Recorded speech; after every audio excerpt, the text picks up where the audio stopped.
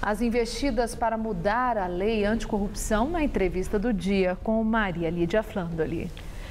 Entrevista o jurista Modesto Carvalhosa, que foi professor na Faculdade de Direito da USP e autor de inúmeros livros, dentre eles o Livro Negro da Corrupção, que foi prêmio Jabuti em 1995. Obrigada, professor, por estar conosco. E hoje, essa grande expectativa sobre a votação da mudança na medida provisória que teve tanta reação quando foi baixada pela presidente Dilma em dezembro do ano passado. Com o adiamento dessa votação e a possibilidade até de não conseguirem votá-la, o senhor respira aliviado? Eu respiro muito aliviado, porque a medida provisória 703 é uma forma de ressuscitar as empreiteiras que estão envolvidas em corrupção, notadamente aquelas que estão no cartel da Petrobras, as 27 empresas, e que desde o começo do ano de 2015, a presidente Dilma tem, através de decretos, portarias e leis mesmo, e agora através da medida provisória, fazer com que se ficasse legalizada a conduta dessas empresas para o efeito de elas voltarem a contratar com o Estado, sem qualquer problema, quer dizer, só assinando um pseudo-acordo de leniência que consta da medida provisória e ainda mais gravemente do relatório do deputado Paulo Teixeira, no sentido de que, pagando uma multazinha e dizendo que vai ser muito boazinha daqui adiante, que não vai mais praticar corrupção, pode voltar a retomar todos os contratos de empreitadas que foram superfaturadas, foram objetos de aditivos que levaram só na Petrobras 42 bilhões de prejuízos, além dos 6 bilhões e 200 de propina. Tudo isso é previsto e contemplado pela medida provisória 703. Agora, professor, o deputado Paulo Teixeira, né, ontem, ele rebateu as críticas que foram feitas, e não foram poucas, e inclusive com adjetivação pesada, que era uma aberração, mas ele chamava a atenção que é a proteção. A própria presidente Dilma, quando baixou a medida provisória, fez uma referência a uma proteção aos trabalhadores, que os trabalhadores dessas empresas corruptas, corruptoras, que essas empresas não poderiam pagar pelo crime cometido pelos empresários, pelos diretores.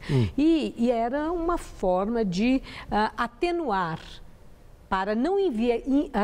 a pena sobre as empresas para não inviabilizá-las e que elas continuassem sendo um mercado de trabalho expressivo. E essa é uma função social da empresa. Esse argumento faz sentido? Tem consistência? Nenhum, porque a função social da empresa está prevista no artigo 170 da Constituição, em que ela realmente contribui para a coletividade, para a sociedade, para o Estado. Uma empresa corrupta, ela não contribui para a coletividade, ela não contribui para a sociedade, nem para o Estado. Ela simplesmente tira recursos do Estado, cria uma situação de falta de possibilidades para as demais concorrentes dela de operarem no setor que elas cartelizaram e cria uma série de procedimentos de suborno e de propinas e de apropriação por subfaturamento de lucros que são absolutamente ilegais, que não tem nenhuma contribuição, nenhuma função social. Empresa corrupta não tem nenhuma função social, conforme a Constituição, pode que dizer que elas teriam função social de empregar as pessoas, a mesma coisa dizer que a máfia não pode ser dissolvida porque ela emprega milhares de pessoas. Ou o jogo do bicho também não pode ser combatido porque emprega milhares de pessoas. O narcotráfico, o narcotráfico também, milhares de pessoas. Então, isto é uma aberração absoluta e uma vontade que ela tem e que o governo do PT demonstrou ultimamente de manter todos os privilégios do oligopólio natural dessas empreiteiras. A corrupção. Eu tenho visto de forma recorrente que corrupção é inerente ao poder, que isso não é prerrogativo do Brasil, que nós sabemos que em muitos países, grande parte, há denúncias de corrupção, a maneira como a coisa é conduzida pode ser diferente. Entretanto, corrupção aparece sempre nessa relação público-privado. Eu quero ouvir do senhor o seguinte: as denúncias de corrupção no poder público brasileiro, elas vêm de longe. Governos passados, muitas denúncias de corrupção, sabidas e não sabidas. Na época da ditadura militar, não tivemos denúncias porque havia a censura. Então, não sabemos de nada o que aconteceu propriamente. O que eu quero saber é se pode-se comparar, se é justo afirmar que, pelas denúncias da Lava Jato, o volume da corrupção atualmente no Brasil, no governo Lula, no governo Dilma, foi de fato muito maior do que em governos anteriores. Nós temos elementos objetivos para fazer uma afirmação como essa, ou essa é uma afirmação injusta por ser politizada? Não, a questão é a seguinte: sempre houve corrupção porque existe uma interlocução direta entre os agentes públicos e os empreiteiros. A vida inteira houve no Brasil esse tipo de interlocução que leva realmente a um procedimento de corrupção, ora como corrompidas, ora como corruptores das empreiteiras.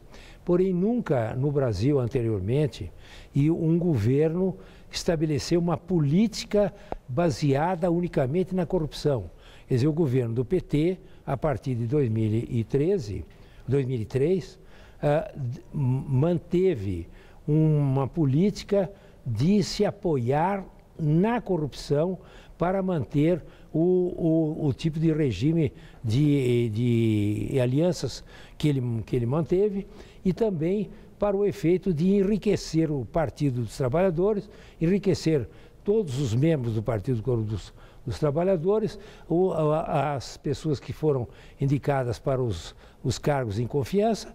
Enfim, é um governo voltado para a corrupção, tanto assim que a medida provisória 703 prova que é um governo que tem a política da corrupção na base e no fundamento da sua própria atuação.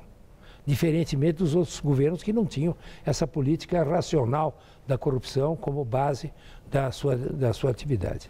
O senhor teme que a Operação Lava Jato, considerando os resultados que tem apresentado, atingindo pessoas que jamais no país se viu serem atingidas e apenadas, como está acontecendo, tanto no universo político como no setor privado, no universo empresarial, o senhor teme que a Operação Lava Jato possa ser esvaziada e não prossiga com a mudança de governo, sendo aprovado o impeachment, saindo Dilma Rousseff, entrando Michel Temer, que possa haver uma investida no sentido de abafar e reprimir a Lava Jato? Eu tenho a impressão que não é essa